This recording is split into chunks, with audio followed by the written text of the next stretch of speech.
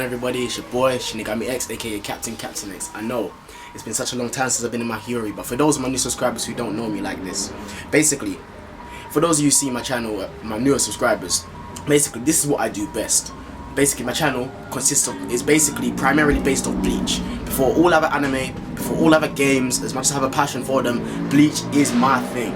So nonetheless, let's get into this little discussion. Alright, basically I saw a video yesterday for a guy called King Recon, and he made a very interesting topic. Like basically he asked people to leave their comments and thoughts and whatnot about what was their favourite chapter in Bleach thus far. I believe it was for the 1000-year Blood War arc, you know, for the first half of it I should say.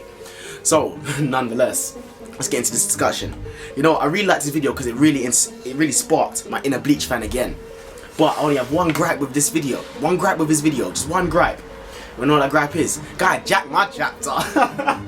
Alright, but nonetheless, let me give you my reasons for why this chapter was my favourite chapter.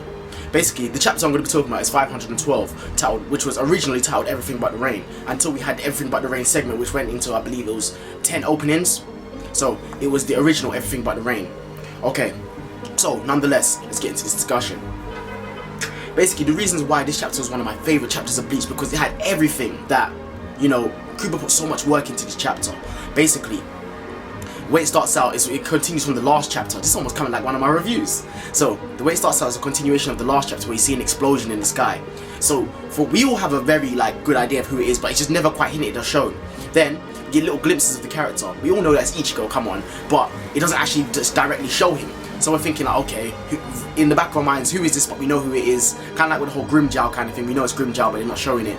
So we're thinking, who is this? We see glimpses of his hair. Obviously, it's not in color, so it's a bit more difficult to tell. You see bits of his Bankai cloak floating in amongst the clouds. Then also we see some of the Star Knights and be like, this Reiatsu. Even Juha and Hashwald recognize the Reiatsu, and they're like, oh, it's him. But the Reiatsu vanishes because he moves that fast. So the Star Knights are like, oh, his Reiatsu vanishes. It's just so, and at this point it's all raining, it's all intense, like, you know, there's some sort of mystery and airiness to it. Then you see Ichigo, like, kind of panel quick changes to Renji and Rukia all laid out on the floor from their battles. Then quick flash steps to Byakuya impaled in the wall, near death, on the brink of death. Byakuya with blood down his face, rain pouring, water down his face. He asks Ichigo one final request, so you see Byakuya drop his pride. And that's something that you never see from Byakuya. So it's like, oh my days, this is getting intense. Alright, then Byakuya has one request. He asks Ichigo, because we can see that's Ichigo now. He asks Ichigo if he can please protect the Soul Society. So we see Byakuya Kuchiki, one of the most prideful captains in the entire Gote 13, finally drop his pride to ask Ichigo to protect the Soul Society. Byakuya even says it feels disgraceful for him to ask, and he's like reminiscing how he let down his men. It's like, you know, it's quite a touching moment. Then what we then see is Ichigo doesn't even respond. At that point, you can see like lightning strikes because there's like this heavily shadowed image of Ichigo like standing with his arms tense, just facing Byakuya, like, with kind of like eyes like downwards towards the floor. And then we see the next panel, and I've never seen Ichigo have such a serious face. That face depicts so many emotions. It depicts like, okay, we all know Ichigo's got a thing about protecting. It depicts to me that, okay, one, he's gonna protect. Two, he's pissed off. Three, I'm gonna shut down the person who's destroyed the Soul Society, and I'm going to honour Byakuya's request. All of that was conveyed in that one facial expression, and Kubo done so well to capture that, and I've never seen Ichigo like that, and it was just a badass moment for Ichigo. Then Ichigo vanishes like flash step, because like his Reiatsu vanishes because he's moving that quick.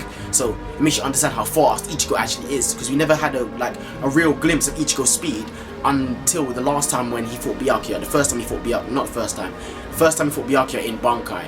We haven't seen like a proper glimpse of his speed until then, and then to see it showcased again in relation to Byakuya, it's just like, it's almost nostalgic. But moving on into the chapter why this is one of my favourite chapters in Bleach, well, is my favourite chapter in this arc I should say, is because we now skip to a scene where we see Juha and Hashwald walking. Then all of a sudden Juha's like, oh, he's here, because you know, he can sense him. Then Tutu's Zangetsu is thrown into the ground. You don't even see Zangetsu fully. You see this line impale the ground. You see all the rock and rubble shatter in front of him, like shatter around him. You see he's also right in front of Juha and Hashwald. You see Juha, his eyes, like they squint, like, you know, oh, it's you. Like obviously he knows it's him, but you know, it's more dramatic. And at that particular moment, have you guys ever heard the Bleach OST? It's called Fade to Black. It was playing when Ichigo confronted Aizen, when you like Danga Ichigo first confronted Aizen, and Gin was like, oh, you know, you're at a level now where I can leave the rest to you. It was that music. You know what, I'm gonna probably play it sometime during this video because it's just so epic. I can imagine that music playing as Ichigo throws down the sword and Juha squints his eyes and like, oh, it's you. And then Ichigo comes down, you see Tensei Zangetsu, all just looking magnificent. Ichigo grabs it in that badass pose, just like that, but the blade's still in the ground. He grabs it, looks at Juha, all blooded up and torn up from breaking out of Kurge's jail, and the chapter ends. The chapter was wicked. I've never seen Ichigo in such a badass light before.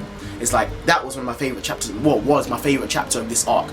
Don't get me wrong, there are several other good chapters, you know, in this arc of Bleach. There are loads, there are several. Like, even the following arc was great, where Ichigo's sword got broken in half. Another part was great, where you finally learn about Zaraki Kenpachi, you know, his shackles and restraints, and Unohana being the first Kenpachi. There's loads of things. Ichigo's real Zanpakuto toes. You know, the story behind Ishin and Misa. So too much Attack on Titan. It's not Mikasa, it's Misaki. Too much Attack on Titan, guys. But yeah, anyways, guys, it's your boy Shinigami X, aka Captain X. This was my favorite chapter of Bleach 512, titled Everything But the Rain, the original. Anyways, guys, it's your boy Shinigami X, aka Captain X. I'm signing out, and as always, my people, take care and peace.